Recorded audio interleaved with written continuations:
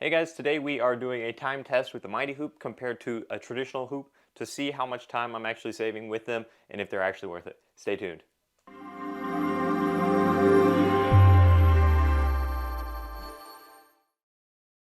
So if you've seen any of my videos, you know I love the Mighty Hoop system and I use them for almost every single job as well as every single video I've done so far.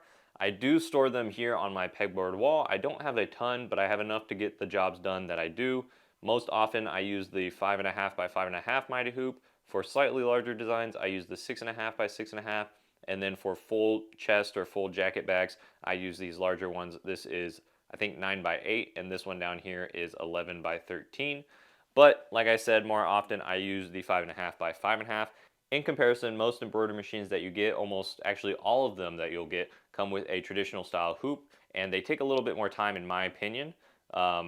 For reference, this is where I store my Mighty Hoop system. This is where I store those hoops.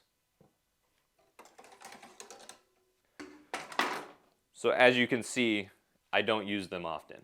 I use these a lot, they save me time, but for whatever reason I do see a lot of large commercial shops using only these style hoops. Definitely let me know in the comments below if I am missing out on something that makes this a little bit more efficient. But for this video, I'm going to show you the time savings that I get with the Mighty Hoops until I figure out why bigger shops use this. I'll definitely be using Mighty Hoops. So let me get you guys on a tripod, I'm going to get everything set up, and then I'm going to time these back to back to see how much time I'm actually saving. I have you guys set up here on the side, that way I have a little bit more access to everything here, but I'm going to go over these two hoops here real quick just so you guys can see a comparison. If you aren't familiar with embroidery hoops, a quick anatomy lesson basically is it's going to have the basic portion of the hoop with two arms. These two arms are what connect to the machine. Depending on what machine you're going to be using this for, they will have different cutouts here that fit your machine. Some machines share the same style, so make sure you get the same brackets that come with your machine, or when you're purchasing it, let them know what machine it goes on. Other than that, the hoops do come in two pieces, typically a bottom and a top hoop. On that one, it's more of an inner and outer hoop, but realistically, they play the same role. The job is to pinch the embroidered material together to hold it into place while it is being embroidered on. For the Mighty Hoop specifically, the thing that makes it different than the other is that it contains strong magnets inside that hold the top and bottom parts together. This is what makes it so quick that you can simply snap them together like so. You got to be careful not to pinch your fingers, but quickly being able to snap them together is what sets this apart. The second one we'll be doing, this is the one that came with the Melco machine when I purchased it. This is more of, I call it the traditional style hoop. This is the style that you're going to see with both machine embroidery as well as hand embroidery, where you have a bottom hoop or an outer hoop.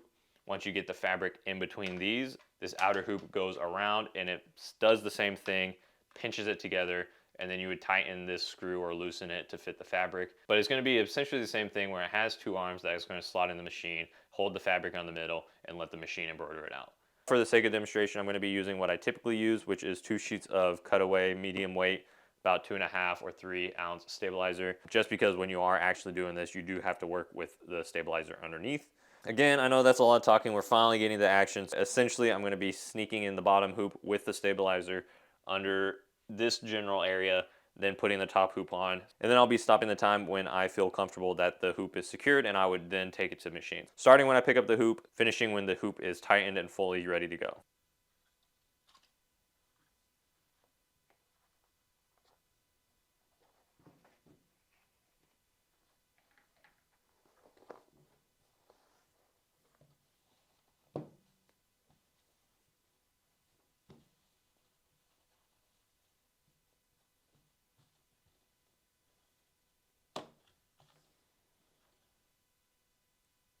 All right, so that was the Mighty Hoop. I'm gonna quickly check the inside as well.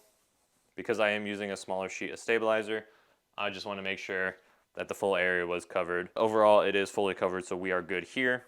This is secure. The fabric's not going to move around when you are in there, and the hoop is not going to fall off either. That was the Mighty Hoop. Again, I know why I use these, because it saves me time.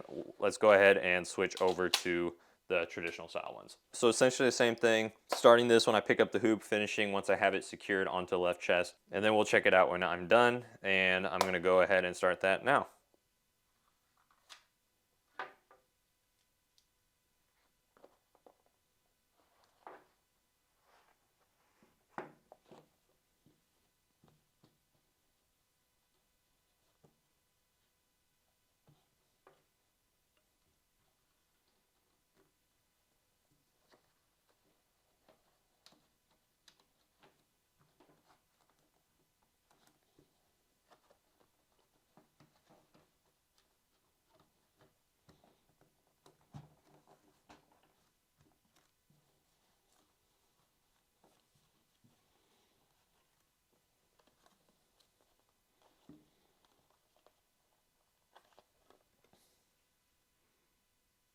Let's check the bottom side.